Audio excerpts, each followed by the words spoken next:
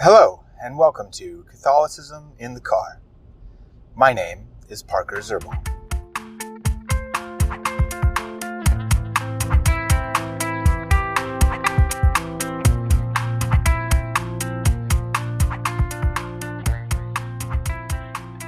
So today I want to continue talking about excommunication a little bit in light of Archbishop Corleone's, who is the Archbishop of San Francisco, his statement banning the Speaker of the House, Nancy Pelosi, from receiving communion in his diocese, which is her home diocese.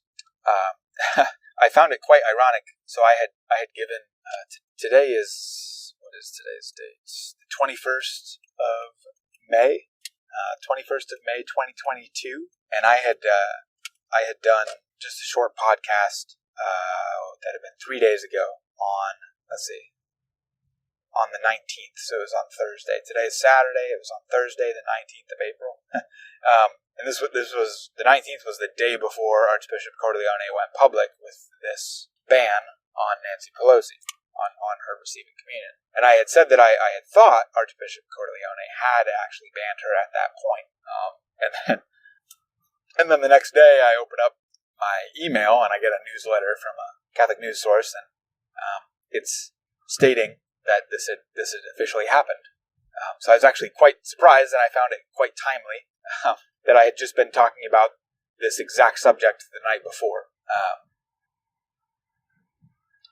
And initially, when I heard about the ban of Nancy Pelosi, I honestly rejoiced. I did. I rejoiced, not for the fact that she was getting banned from communion. That truly is a tragedy. It's a tragedy that she has put herself in a situation claiming to be a faithful Catholic, publicly claiming to be a faithful Catholic, and also publicly supporting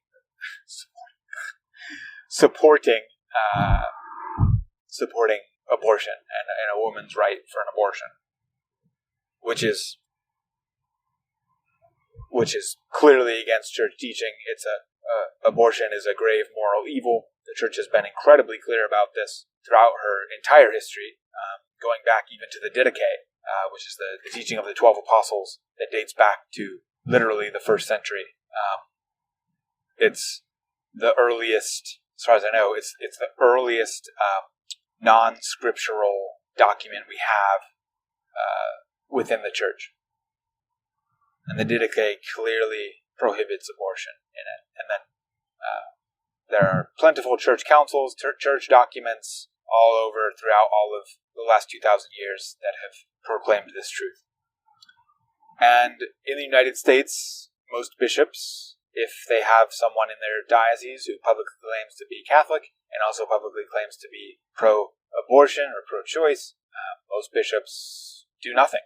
And I think this is I'm not trying to judge motives here, but this is how I would rationalize it if I were them. Not to say this is what they're thinking, but you would have to say something like, well, I'm just trying to be merciful towards them and give them a chance to repent. But here's the problem. As I've said before, there is no mercy without justice, and there is no love without truth, and vice versa, both of those. There's no truth without justice, or there's no truth without love, and there's no justice without mercy. Okay? Now, what Archbishop Corleone did was not an excommunication. Nancy Pelosi is not excommunicated. I think that may happen if she does not repent and publicly attacks the good Archbishop for his having had banned her. He may then excommunicate her. He may not. That will just depend. But in my opinion, the key thing here was banning her from the Eucharist. For the sake of calling her to conversion, letting her know that what she is doing is gravely wrong. Because who knows? She could be invincibly ignorant of these things, and she, up to this point, does not know that they're wrong. That's doubtful to me personally. I don't see how she could know that they're not wrong at this stage in the game, but it's possible. Now, however, she has been publicly rebuked, and it appears she has received this rebuke, at least has acknowledged it. So now she can't be liable to ignorance. And again, this is a tragedy. This should not be happening. But the church has ways of dealing with these types of tragedies, and it is these sorts of penalties. The gravest of these penalties upon an individual would be excommunication, and the gravest on a group of individuals would be an interdict, which is when the Pope would basically say no Mass or sacraments can be said within a region.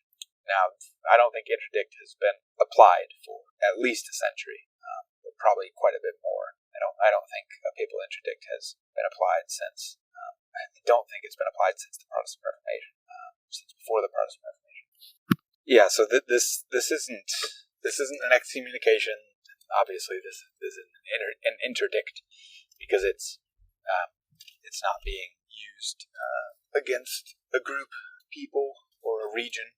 This is just simply a ban on her from receiving communion. And I think I harped on this last time, but it can't hurt to say this more explicitly, or not more. I think I said it pretty explicitly last time, but just to reiterate it, I'm urging our bishops that if they're in such a situation, and granted, not many bishops are, not many bishops have high-profile people within their diocese that they could do this to. I don't believe many do, anyway. But bishops out there that have high-profile individuals that claim to be Catholic within their diocese, either natives of their diocese or currently working in their diocese. Like I would urge the Bishop of Washington, D.C., he's an Archbishop of Washington, D.C., I would urge him to also ban Nancy Pelosi and Joe Biden from receiving the Eucharist within their diocese. I would urge the Archbishop over Joe Biden's home diocese to place this sort of a ban on him. And so I'm not sure how this would work. I don't see why this couldn't be done, but I could see a statement by each bishop in every diocese, or maybe by the USCCB coming out with a statement where they would ban these types of public figures, such as Joe Biden and Nancy Pelosi, there are others as well, from receiving communion anywhere within the country.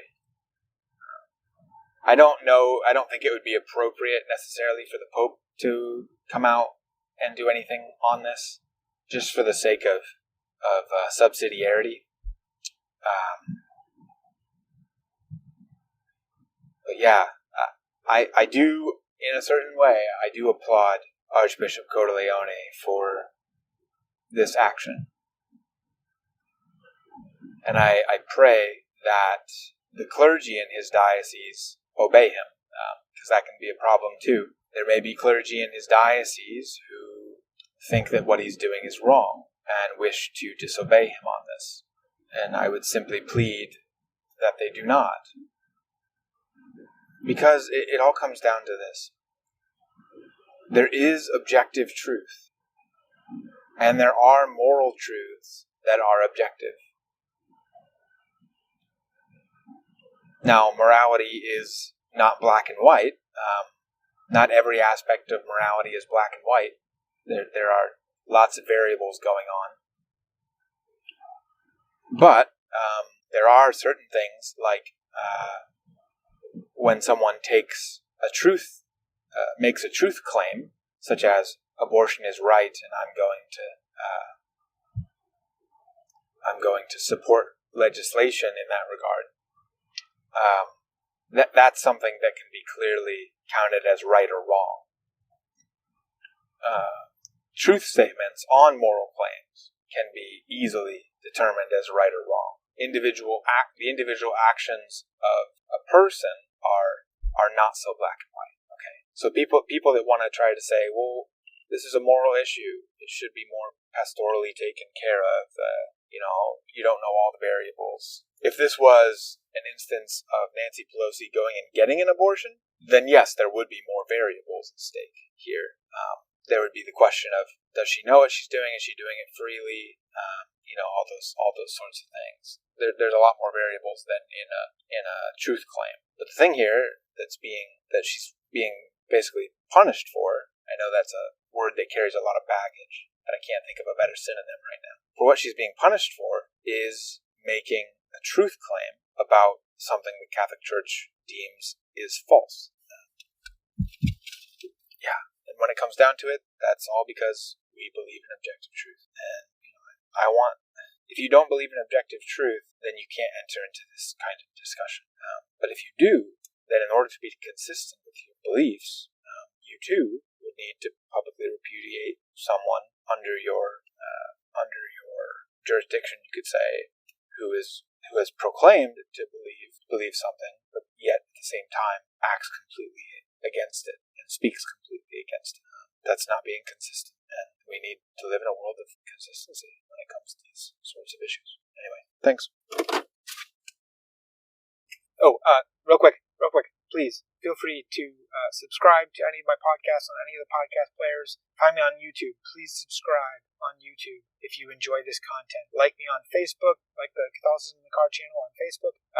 Twitter, Instagram, we're all there. Catholicism in the Car. Find us. Let's see. And then I also have a Patreon account if you wish to support what I do at this podcast and this YouTube channel. And then you can also support us on anchor.fm. There's a support button there you can click on. I also have links to all this on my website's support page at www.catholicisminthecar.com. Thanks and God bless.